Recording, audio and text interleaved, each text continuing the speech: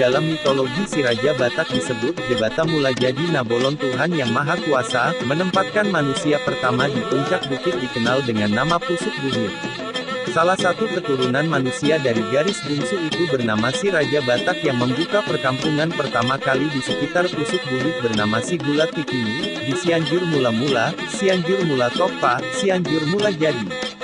Si Raja Batak disebut mempunyai dua orang putra, yang pertama Guru Tatea Bulan, yang kedua Raja Isumbaon.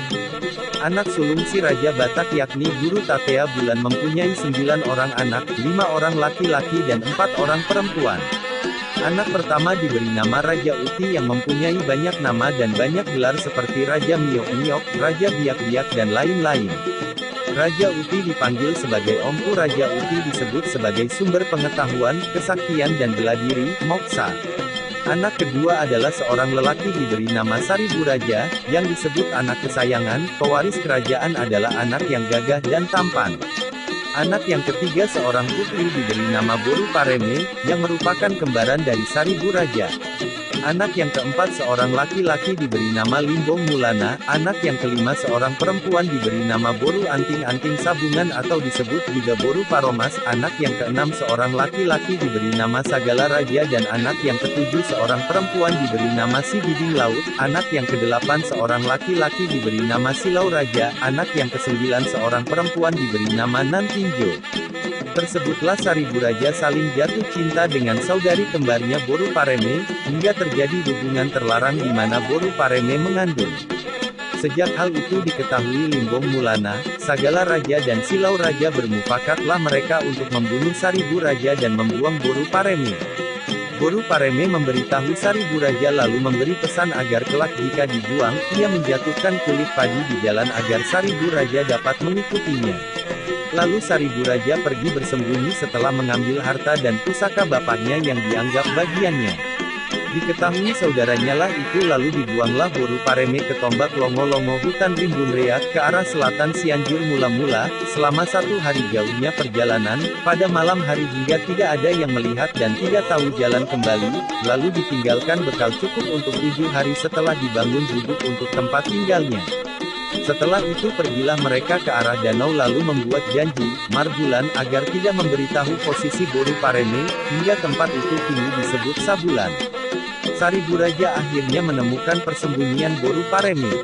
Dalam 3 hari habislah persediaan makan mereka berpindah ke arah yang ada airnya, dibangunlah gubuk baru dan Saribu Raja didekati oleh seekor harimau berkaki 3, babiat si Telpang, ada yang menyebut babiat si Bolang, di mulutnya menganga dan diarahkan pada Saribu Raja. Terlihatlah oleh Saribu Raja ada tulang babi hutan sangkut di rongga mulutnya, hingga dia berinisiatif mengambilnya.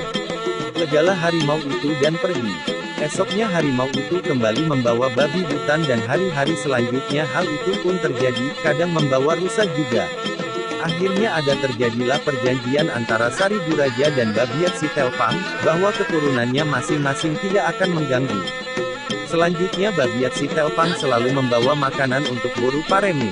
Dan setelah 1 bulan tinggal di situ lahirlah anak Boru Pareme dan diberilah nama anaknya si Raja Lotung dan kampung itu diberi nama Banua Raja. Ini versi lain asal-usul nama kampung itu Sabulan. Si Raja Lotung ini dilatih dalam ilmu pengetahuan, kesaktian dan bela diri atau moksa oleh babiat si Telpang. Babiat si Telpang selalu memanjakan Raja Lotung dengan selalu membawa makanan, buah-buahan dan juga madu hutan untuk kebutuhan Raja Lotung. Akhirnya lega perasaan Saribu Raja hingga pamitlah dia untuk merantau. Dalam pengembaraannya Saribu Raja kemudian menikah dengan seorang wanita bernama Nai Mangiring Laut dan melahirkan Raja Borbor, kemudian merantau lagi dan menikah lagi dengan wanita yang tidak disebutkan namanya, diberilah anaknya nama Babiat. Konon Saribu Raja mempunyai istri yang banyak sekali dalam perantauannya, tapi dalam legenda si Raja Batak hanya ketiga ini yang diketahui namanya. Setelah dewasa Raja Lotung bertanya pada ibunya di manakah rumah pamannya atau tulangnya saudara ibunya, agar dia bisa menjumpainya karena sudah saatnya untuk dia membina rumah tangga. Boru Pareme memberikan sebuah cincin padanya agar dia pergi ke suatu tempat di mana di pancuran itu dia akan menemukan Paribannya Boru tulangnya, anak pamannya. Jika cincin itu cocok di jarinya, dan mirip perawakannya dengan ibunya, maka dialah yang akan jadi istrinya. Disinilah ada keganjilan dari legenda ini. Dalam legenda disebut Boru Pareme berubah wujud menjadi muda dan cantik kembali, hingga bisa mengelabui anaknya Raja Lotung. Hal tidak mungkin sebenarnya, karena Raja Lotung juga seorang yang sakti, tentu sulit mengelabui apalagi seorang ibunya karena roh Tondi itu bisa bicara. Ada kemungkinan di sini bahwa sebenarnya wanita itu adalah Boru tulangnya Silau Raja, tetapi ada tentangan dari Limbong Mulana dan Sagala Raja, karena Silau Raja menyembunyikan keduanya sehingga tidak ingin ketahui kedua saudaranya, bisa jadi disumpahkan untuk tidak memberitahukan hal ini pada siapapun hingga legendanya Boru Pareme lah ibu, sekaligus istri dari Raja Lotung. Kemudian kisahnya kita lanjutkan di mana disebut dalam legenda Raja Lotung menikahi ibunya Boru Pareme yang telah berubah wujud dan mengandung sehingga lahirlah anak diberi nama Sinaga karena lahir tepat di kepala naga Padoha. Ada versi lain menyebut kembali Limbong Mulana dan Sagala Raja mengejar kembali, hingga mereka bersembunyi di ulu darat tepat di posisi tempat keramat kepala naga Padoha sehingga anaknya diberi nama Sinaga. Setelah itu lahirlah anaknya si Tumorang, diberi nama begitu karena semakin teranglah ketahuan istri Raja Lotung adalah Boru Pareme. Bisa jadi sebenarnya Limbong Mulana dan Sagala Raja sudah menerima dan memaafkan Saribu Raja dan Boru Pareme hingga hari mereka semakin cerah. Kemudian lahir juga Pandiangan, jadi ada kemungkinan ketiganya lahir di Sabulan, yakni Sinaga Situmorang Pandiangan.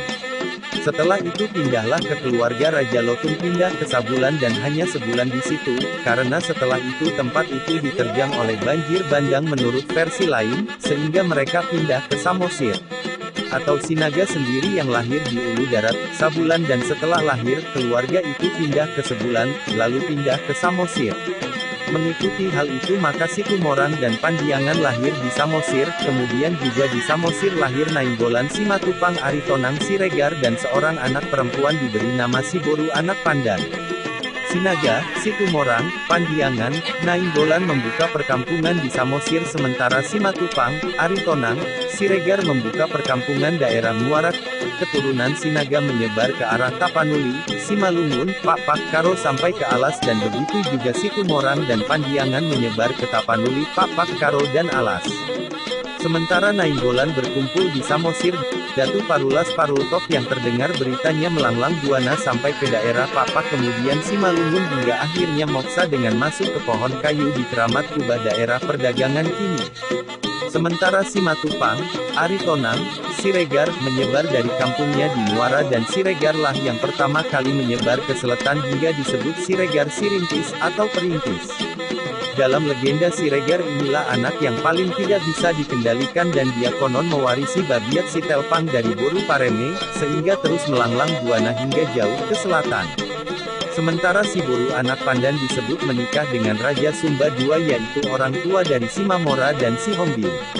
Di mana keduanya dipanggil di hadapan Raja Lotung sebagai Sihombing Simamora. Raja Sumba kedua sebagai Hela Raja Lotung, mengikuti prasasti Batu Pauseang di Huta-Huta Soitipang. Konon si Raja Lotung dimakamkan di Samosir di Hariara Marana.